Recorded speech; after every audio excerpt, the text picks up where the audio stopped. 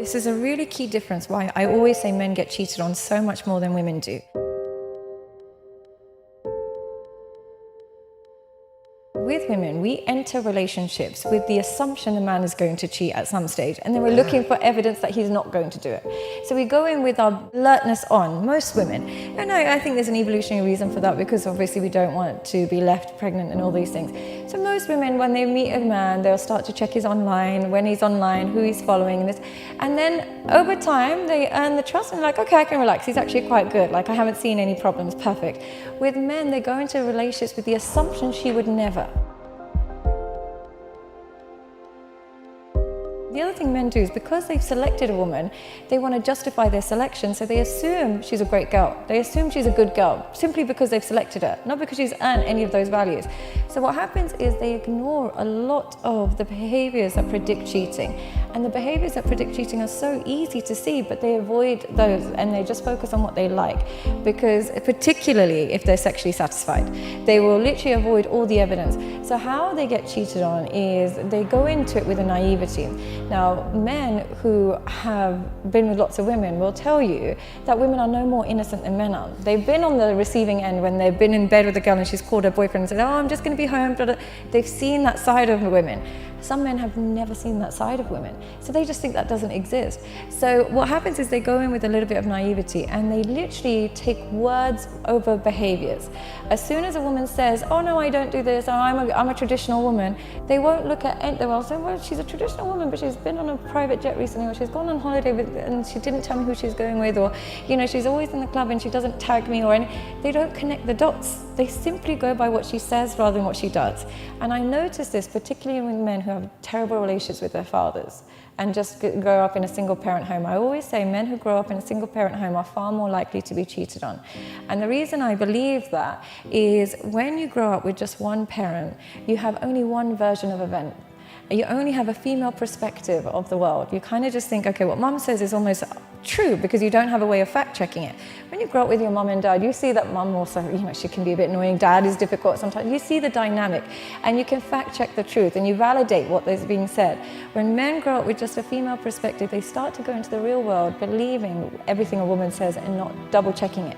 So when she says, oh, my ex was so controlling, he used to always think I was cheating on him, he won't say, why did he think you were cheating on him? Did you do anything? They'll just think, oh my God, how he's so toxic. I'm going to prove I'm so much better than him and I'm not going to say anything. I'm going to let you do whatever you want. They just adapt to her perspective. So that's the first thing. And the second thing is, because they grew up not seeing what a wife looks like, not seeing that women, they tend to come home when they're happy. They don't always go on holidays with their friends. They don't come home super late. They don't stay over really. When they're married, they kind of stay home they want to come home to their husband. They didn't get to see that growing up. So when their woman is hyper-independent, they don't see it as a signal that she's not attached. They just see it as, this is how women come. And therefore, they select women who are usually more likely to cheat on them, because she has those traits of a single woman that they don't notice. They simply think that if they treat her better than what she normally goes for, they've got no competition. So what I mean by that is, they'll walk into a room and they'll be like, I'm the richest guy here. Oh, I've got no competition. Or I'm the tallest guy she's been with. Oh, I've got no competition. Your competition is not defined by other men. Your competition is by how loose her boundaries are and her values. You could be the best looking man she knows. You could be the richest man she knows. But if she is somebody who really values independence and really, really values her own kind of liberation, she will not care if she's cheating with someone less than you, more than you, whatever it is. It's her desire to be independent and not be caged. Now, what they'll do is they have this false sense of security that they've created for themselves rather than based on her behavior. Your sense of security should come from her level of dedication. How do you monitor her dedication? She naturally respects the relationship more than her independence.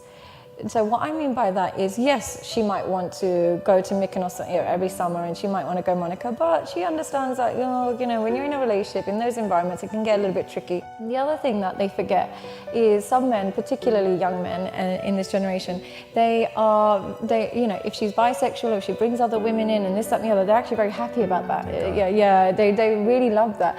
They're like, oh my God, she's so cool, she got other women involved. The biggest chokehold you can have on a woman is when you're the only person that is able to sexually satisfy her.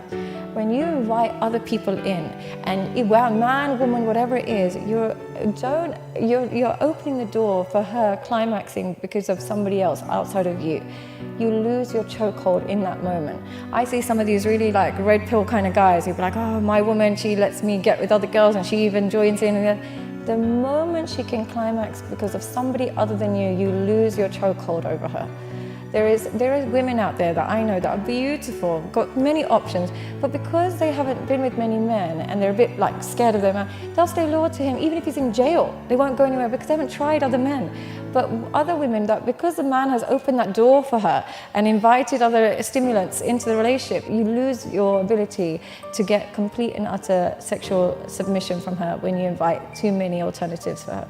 It's the number one thing. Honestly, you can have every ingredient, but without self-esteem, man or woman, no relationship can't flourish, sadly. It's such an important ingredient towards any relationship, because without self-esteem, there's no self-respect. And without self-respect, there's no mutual respect. So it's a really difficult one. So if you're struggling in relationships, you're not actually struggling in relationships, you're struggling in self-esteem. You don't know how to love or be loved correctly, and as a result, your relationships are destructive.